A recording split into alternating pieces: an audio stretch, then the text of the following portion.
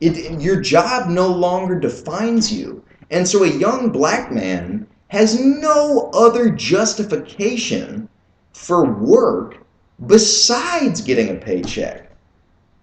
I mean, if somebody says, oh, I want you to do something unique, something creative, well, guess what? There's no market for that. Look around these strip malls. Look around your city. See how cheap this architecture is, this shit we see every fucking day, and these cars that looks like you shave your face with them. Nothing's got any personality anymore. Poetry's been thrown out the fucking window. Architecture's been thrown out the fucking window. The Cincinnati Art Museum is starting to install all kinds of lazy shit in it even. And I mean, the Rosenthals even made that free because they're philanthropists and they're fucking it up now. I mean, I'm an artist too, as you can see from back there. I want to make something beautiful. I don't want to make something ironic. But it's this irony, it's this rebelliousness that sells. Because it's like this miniature catharsis that gets you high on this hate.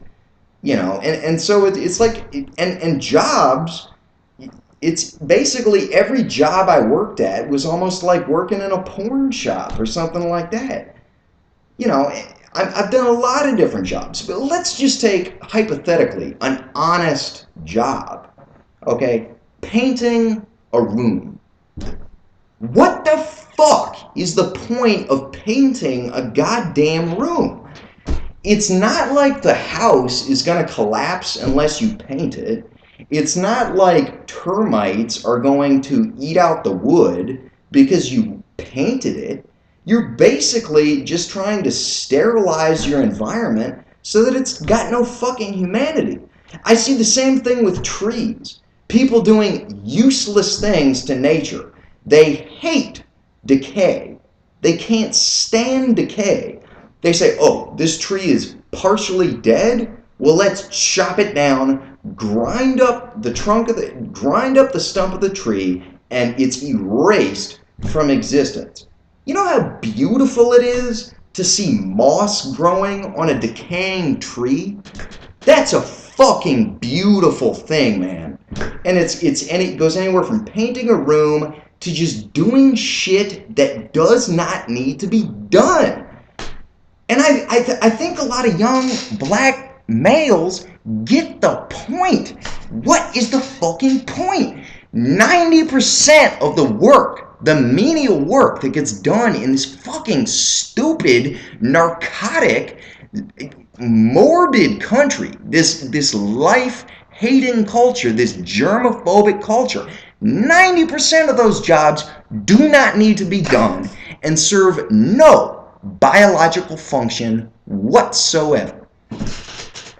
That's why I don't work. That's why I espoused homicidal, suicidal views so that I could fucking get on disability. And I don't work now. I'm thinking of volunteering at the Norwood High School, but I'll tell you what, those 2 years in the mental hospital, they were worth it. Because I know if I got another entry-level job, then I would have another crippling psychotic episode.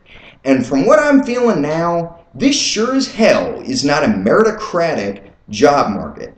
They care more about this conformity sign. Oh, it's an IQ screen. It means you were willing to be docile and put in the work and graduate, dude, to get that piece of paper. It also means you're dumb because you're letting the teachers extort you. Knowledge is free. Read a goddamn book. My mother taught me to read, and I'm an autodidact. Look at these fucking books. You think a teacher told me to go out and buy those? No. So education is completely unnecessary. It should be performed mainly by the family. If the woman could just stay at home and the man would get a job, or reverse, fine. Schools can be very good. And obviously we need them, and we need to have that dialogue between students. But man, at the bottom, my mother taught me how to read. That's the truth.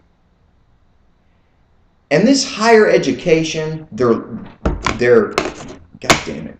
They're lowering grade standards. They're destroying the integrity of the university. You get a 70% in organic chemistry, you got an A. Well, guess what? You're not qualified to work in a lab even if you get an A. You need to be real with yourself. Higher education is just extortion. And they're just peddling this propaganda to you. And the job market, the acceleration of change in society because of new developments in technology that are only going to be developed by the hyper-intelligent, that is going to make it so hard for you to keep up. You are going, unless you are a serious lifelong learner, you're going to just be out. No matter, I don't care if you got a PhD. The only way you're gonna stick in the game is to become a professor with tenure.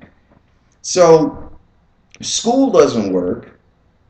Jobs don't work.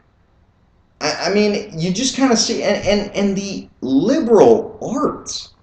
You know, I have some Kenyan artwork over there. I have some Indonesian art over there. I have more Kenyan art over there. I have my own art here. I have a skull right there. I mean, these pieces of art come from proud, living things who stay true to their identity. You know, and now it's just like, well, how can we get it done cheap? You know, how can we just get it done? No gargoyles, no stained glass windows, nothing.